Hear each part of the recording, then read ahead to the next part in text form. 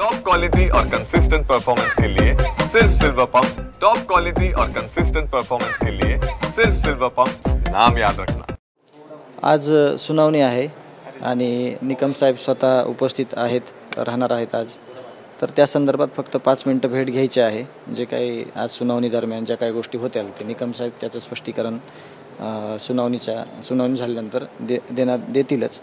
आम्हाला फक्त भेटीसाठी आम्ही आलेलो आहोत। काय नवीन माहिती देणार आहात? नाही, जे काही माहिती आहे SIT CID कडे आणि जे निकम साहेब आहेत त्यांचा जो समन्वय आहे सगळा, त्यामुळे आम्ही आता जास्तीची काही माहिती देणार नाहीत, परंतु आम्ही फक्त उपस्थितीसाठी आलेलो आहोत। उपस्थित राहणार आहात न्यायालयामध्ये? शिष्टमंडळ राहणार आहे, मी बाहेर थांबणार आहे। वैभवी येणार होती, परंतु तिची उद्या परीक्षा आहे म्हणून ती थांबली। आता मी आणि गावकरी आलेलो आहोत। आम्ही मागच्या वेळेस पण तुमची भेट झाली, काय चर्चा झाली? चर्चा हीच होते की आम्ही फक्त न्यायाची मागणी करतोय, आम्हाला न्याय मिळाला पाहिजे आणि त्या दृष्टिकोनातून त्यांचं ते कामकाज चालू आहे।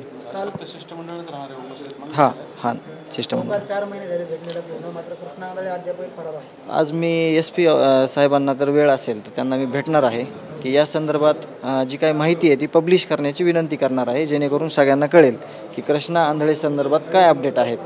अशी मी त्यांना विनंती करणार आहे की त्यांनी सगळ्या गोष्टी पब्लिश कराव्यात। आणखी एक महत्त्वाची गोष्ट, तुमचा एक जबाब समोर आलेला आहे, त्यामध्ये त्या दिवशीचा तुम्ही घटनाक्रम सांगितला। भावाला वाचवण्यासाठी तुम्ही वाल्मिक कराडला देखील फोन केला होता। विष्णू चाटे जो त्याचं ऑफिस होतं राष्ट्रवादी काँग्रेस पक्षाचं, त्या पक्ष कार्यालयामध्ये हे बसत असल्या कारणानं आम्ही त्यांना फोन केलेला होता आणि ते सांगत होते की 20 मिनिटात सोडणार आहेत, 10 मिनिटात सोडतो, असे काही बोलत असताना त्यांनी ज्या काही गोष्टी घडल्या त्या दिवशी त्या खूप अत्यंत वेदनादायी आहेत आणि जे काही समोर माहिती आहे ज्या बाबतली आलेली ती समोर येणारच आहे कोर्टामध्ये। तुम्ही वाल्मिक कराडला पण फोन केला होता वाचवण्यासाठी भावाला? नाही, त्या संदर्भात आता मी काही ज्या गोष्टी आहेत त्या सल्ल्याने तुम्हाला सांगेल वेळोवेळी।